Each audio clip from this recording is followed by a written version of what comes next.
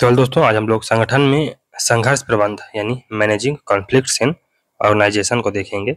और बेसिकली जो managing conflicts इन organisation से महत्वपूर्ण जो थिंकर्स हैं मैरी पार्कर फॉलेट हैं, तो बेसिकली उनके बारे में ही हम लोग पढ़ेंगे।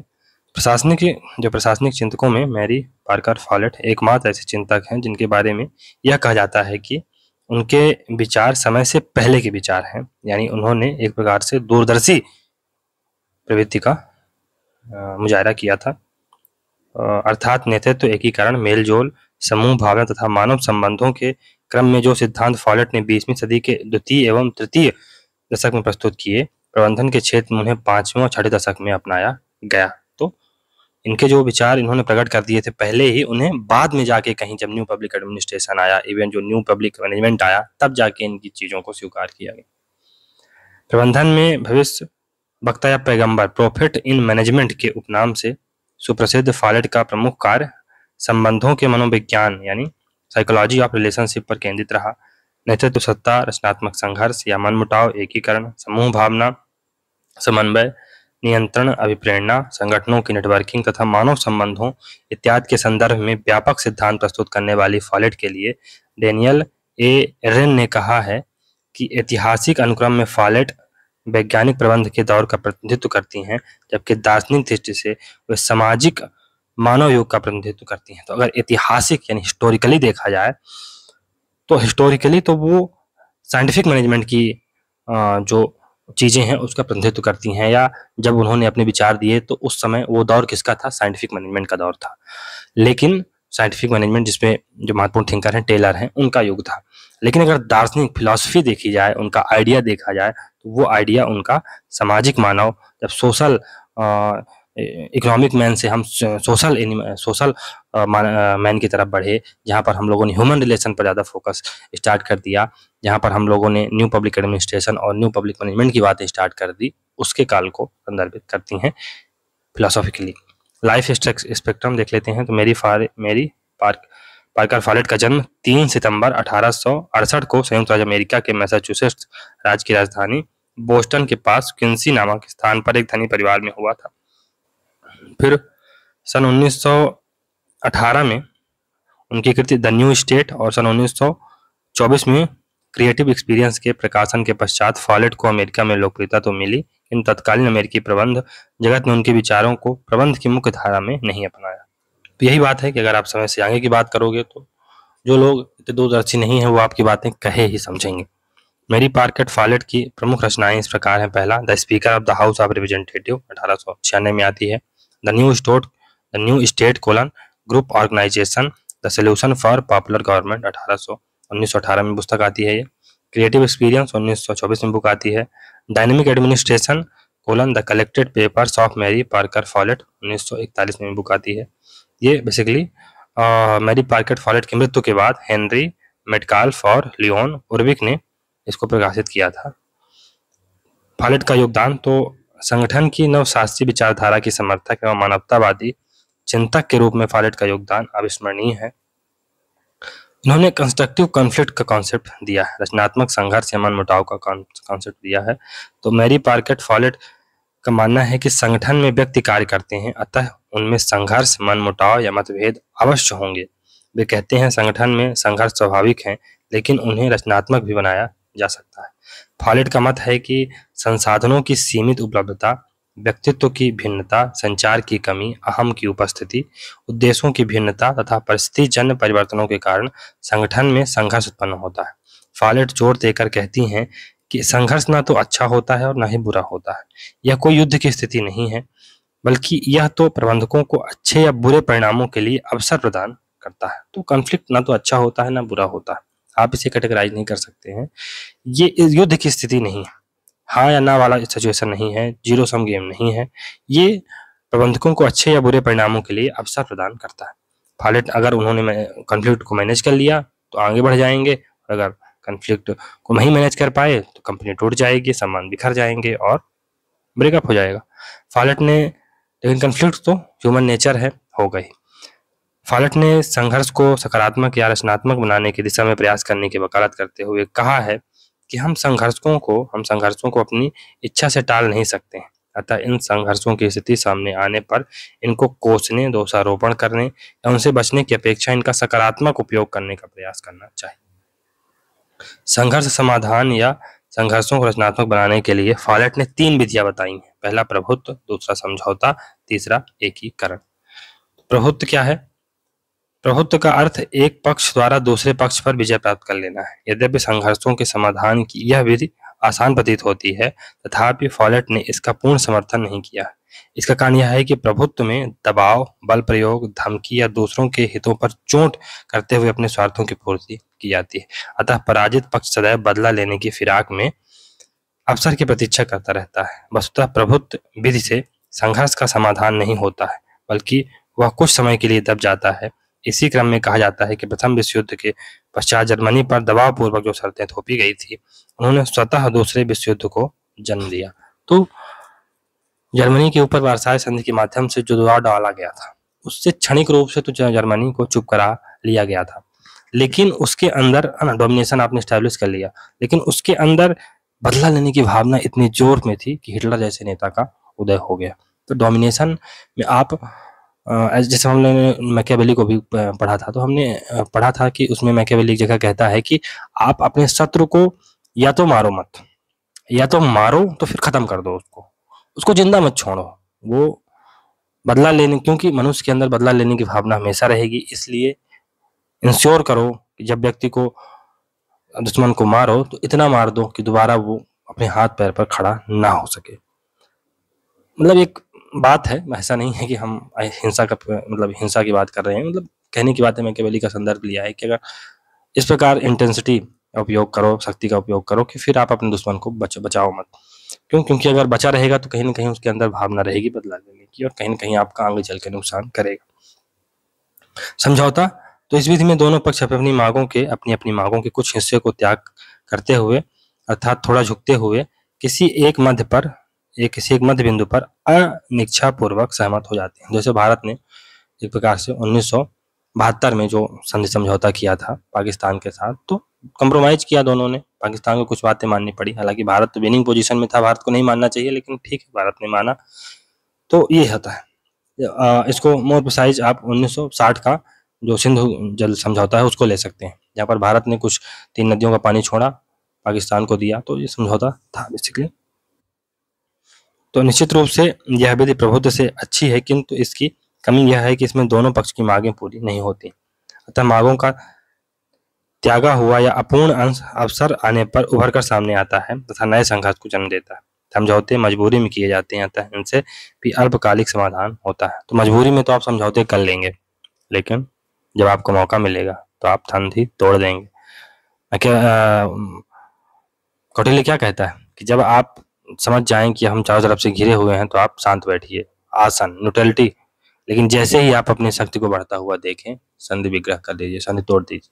तो चाइना 1950 से अभी तक लगभग 2000 तक शांत रहा, 2005, 2010 तक शांत रहा, अपने आप को ग्रो करने में लगाया। जापान से उसने कोई पंगा नहीं लिया, जापान के बारे में कोई बयान नहीं दिया। हालांकि जापान ने जब उस पर अटैक किया था तो उसके अंदर बहुत ज्यादा पीड़ा थी, लेकिन कुछ नहीं बोला, अमेरिका को कुछ नहीं बोला। अब देखो पूरे विश्व में आग दिखा रहा है। ये होता है कंप्रोमाइज में।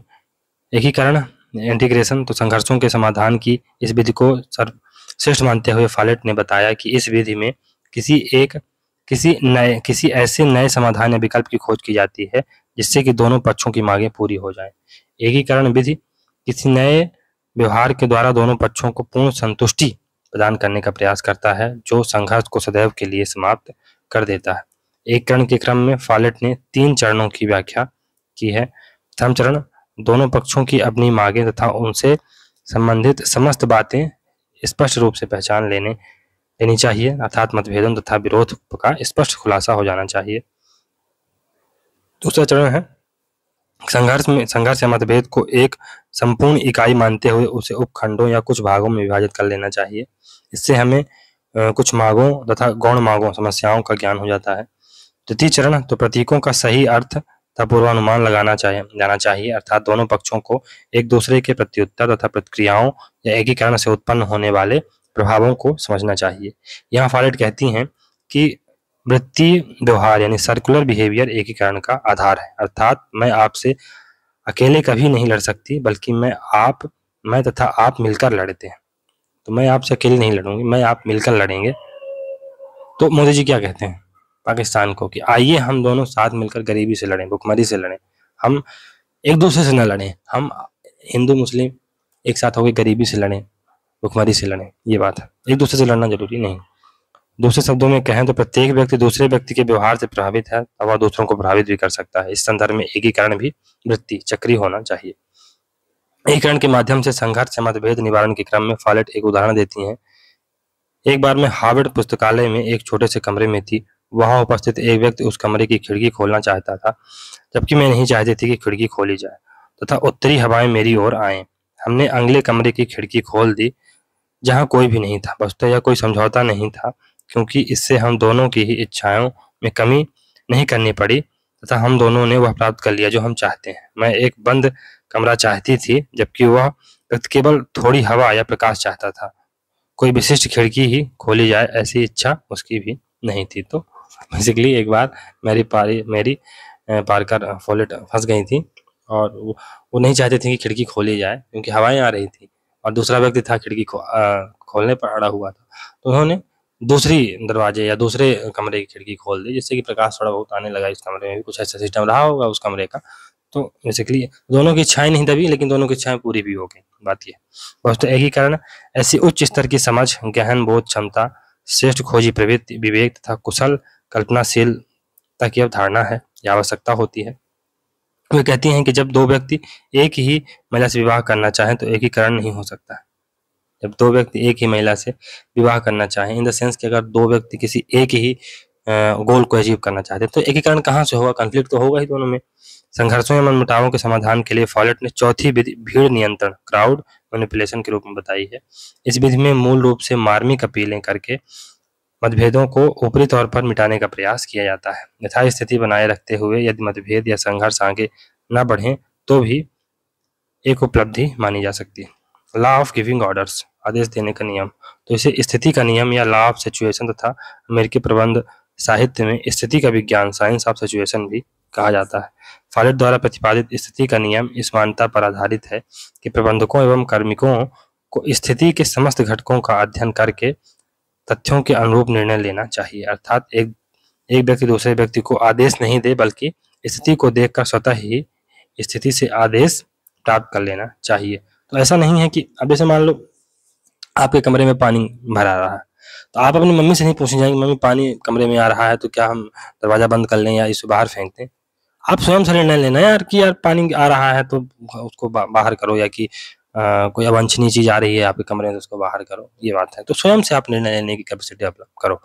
इस क्रम में फॉलेट कहती हैं कि सामान्यतः एक नर्स रोगी को वही दवा देती है जो डॉक्टर लिखकर देता है, किंतु किसी दिन यदि रोगी अंतिम सांसें गिन रहा हो और डॉक्टर पहुंचने में देरी कर दे, तो नर्स उस स्थिति में अपने उस स्थिति के अनुरूप आदेश को स्वतः ही नहीं समझ लेना चाहिए। वस्तुतः नर्स जानती है कि डॉक्टर इस स्थिति में क्या दवा लिखेगा। तो इन द सेंस कि फॉर एग्जांपल डॉक्टर जो दवा लिखता है वही नर्स देती है। लेकिन एक दिन ऐसा हुआ कि जो व्यक्ति है उसको हार्ट अटैक आ गया या बहुत गंभीर बीमारी हो गई उसको, तो अब नर्स को डॉक्टर ने नहीं बताया कि तुम्हें यही दवाई दे ली है, लेकिन नर्स को ये निर्णय लेना पड़ेगा ना कि क्योंकि यही दवाई रोज दी जाती है तो आज भी इसको यही दवाई दे दी जाए, बच जाएगा। ये बात है। अब जरूरी नहीं है कि डॉक्टर आए कहे कि ये दवाई दो फिर वो देगी, तब तक में तो खत्म हो जाएगा, तो त्वरित निर्णय लेना पड़ेगा अपने। वही बात है बेसिकली घूम फिर के बाद मेरी यही बोल रही है कि आप स्वयं में निर्णय लेने की क्षमता को डेवलप करिए स्थितियों को देख के। फॉलेट ने स्थिति का नियम आदेश देने के मनोविज्ञान, साइकोलॉजी ऑफ गिविंग ऑर्डर के क्रम में प्रतिपादित किया। फॉलेट की मान्यता है कि एक व्यक्ति द्वारा दूसरे को दिया गया आदेश प्राप्तकर्ता को हीन या नीचा दिखाने का कार्य करता है। तो अगर आप कहीं ना कहीं से मोदी जी अपने सबऑर्डिनेट्स को ऑर्डर देते होंगे तो कहीं ना कहीं एक हीन भावना, जैसे बॉस अपने जो कर्मचारियों को ऑर्डर देता होगा तो हीन भावना आती है कि अरे यार ये हमको ऑर्डर दे रहा है, हमारा बाप है क्या। लेकिन अगर आप स्वयं से ही परिस्थितियों को देखते हुए ऑर्डर लेना स्टार्ट करते हैं या ऑर्डर देना स्टार्ट करते हैं या सोचना स्टार्ट कर दें और काम करना स्टार्ट करते हैं तो आपको जरूरत ही नहीं पड़ेगी। ये बात है। फॉलेट का कहना है कि आदेशों से संघर्षों की उत्पत्ति नहीं बल्कि संघर्षों का समाधान होना चाहिए। उन्होंने आदेश देने के क्रम में मुखियावाद यानी बॉसिज्म की भी आलोचना की है। जो बॉसहुड है या बॉसिज्म है उसकी इन्होंने आलोचना की है, तथा आदेशों के निर्व्यक्तीकरण पर्सनलाइजेशन ऑफ ऑर्डर का सुझाव दिया है, अर्थात व्यक्तिगत हैसियत तथा पद की हैसियत में अंतर करते हुए स्थिति की तर्कसंगतता के अनुरूप आदेश देने चाहिए। नेक्स्ट है शक्ति, सत्ता, उत्तरदायित्व, power, authority and responsibility. Follett ने शक्ति, सत्ता, प्रत्यायोजन तथा उत्तरदायित्व के संबंध में भी व्यापक रूप से विचार प्रकट किए हैं। फॉलेट यह मुद्दा उठाती है कि कोई व्यक्ति शक्ति का प्रयोग किस ढंग से करता है। फॉलेट शक्ति प्रयोग के दो तरीके बताती है, पावर ओवर, ये हार्ड पावर है, ये मिलिट्री पावर है, इसको आप देख सकते हैं, ये कोर्जन की पावर है, किसी के ऊपर शक्ति प्रयोग की यह विधि इस तथ्य को बताती है कि शक्ति प्रयोगकर्ता किसी पर अपनी बात या इच्छा थोप रहा है, जैसे अमेरिका पूरे विश्व में अपनी इच्छाएं थोपता है। शक्ति प्रयोगकर्ता शक्ति की भूख से ग्रस्त होता है तथा स्वतंत्र इंडिपेंडेंट शक्ति को स्वार्थ सिद्धि हेतु रखते हुए दबाव को प्रयुक्त करता है। स्पष्ट है कि ऐसी शक्ति में अधीनस्थ अपमानित एवं कुंठित अनुभव करता है, अतः उनमें आक्रोश एवं निराशा पनपती है। किसी के ऊपर शक्ति को अमानवीय, कपटपूर्ण तथा अलोकतांत्रिक मानते हुए फॉलेट ने इसे कम करने का सुझाव दिया। किसी के साथ शक्ति पावर विथ, तो यह संयुक्त शक्ति है, ज्वाइंट पावर भी इसे कहते हैं। इस विधि में दो या दो से अधिक व्यक्ति अपनी शक्ति के एकीकरण, पूल देयर पावर को अपनाते हुए संतोषदायक समाधान पर आते हैं, अर्थात इस विधि में सहभागिता तथा संयुक्तीकरण का स्थान है, दबाव या अहंकार का नहीं। फॉलेट का यह मानना है कि शक्ति का ना तो प्रत्यायोजन किया जा सकता है और न ही इसे दूसरों से छीना जा सकता है। तो शक्ति को ना तो आप डेलीगेट कर सकते हैं, ना तो आप किसी से इसको छीन सकते हैं, क्योंकि शक्ति वास्तव में किसी व्यक्ति की क्षमता तथा इच्छा का परिणाम होती है। इस संदर्भ में फॉलेट शक्ति एवं सत्ता में भी किंचित भेद करती है। तो शक्ति और प्राधिकार यानी अथॉरिटी में क्या अंतर है, पावर एंड अथॉरिटी में क्या अंतर है, उसको देख लेते हैं। तो सत्ता या अथॉरिटी यानी पावर या है ना, सत्ता या प्राधिकार या अथॉरिटी प्रभावित करते हुए फॉलेट कहती हैं कि सत्ता किसी व्यक्ति में निहित शक्ति, वेस्टेड पावर है। तो सत्ता क्या है, अथॉरिटी क्या है, किसी व्यक्ति में निहित पावर है, यह शक्ति को विकसित करने तथा इसे काम में लेने का अधिकार है, फॉलेट ऐसा कहती हैं। फॉलेट ने अंतिम सत्ता, अल्टीमेट अथॉरिटी एवं सर्वोच्च नियंत्रण, सुप्रीम कंट्रोल जैसे शब्दों की आलोचना की है और कहती हैं कि अंतिम सत्ता मात्र एक भ्रम है, मात्र एक इल्यूजन है। इसी क्रम में फॉलेट ने कार्य की सत्ता, अथॉरिटी या फंक्शन की वकालत करते हुए कहा है कि सत्ता कार्य से संबंधित है तथा कार्य के साथ जुड़ी रहती है। सत्ता कार्य से संबंधित तथा कार्य के साथ जुड़ी रहती है, अर्थात प्रत्येक व्यक्ति जो कार्य करता है वह उससे जुड़ी सत्ता स्वतः ही प्राप्त कर लेता है।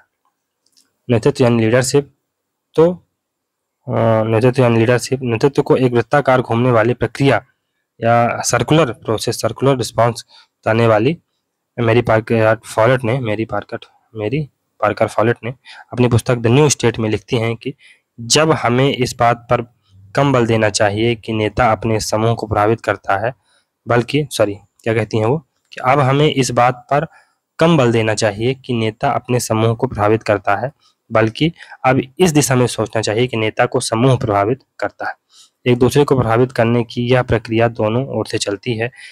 जब यह प्रवाह निरंतर चलता है तब तक नेतृत्व भी प्रभावशाली रहता है, अन्यथा प्रभावशाली नेतृत्व समाप्त हो जाता है। अतः नेतृत्व को समझने के लिए हमें केवल यह नहीं सोचना चाहिए कि नेता समूह के लिए क्या कर सकता है, बल्कि यह भी सोचना चाहिए कि समूह नेता के लिए क्या करता है। फॉलेट ने नेतृत्व के 3 नियम बताए हैं। कौन कौन से? पद से उपदा नेतृत्व, तो आप किसी अथॉरिटी पे हैं, फॉर एग्जांपल आप कलेक्टर के पद पर हैं, तो उसका जो नेतृत्व होगा वो अलग टाइप का नेतृत्व होगा। आपका जो व्यक्तित्व है, फॉर एग्जांपल जो कहा जाता है कि अटल जी का जो व्यक्तित्व था, तो उससे उनकी एक अथॉरिटी डेवलप होती थी। उस एक इतने संकट के माहौल में भी उन्होंने 5 साल बीजेपी की सरकार बना के और चला के दिखाई, तो ये है उनका व्यक्तित्व था।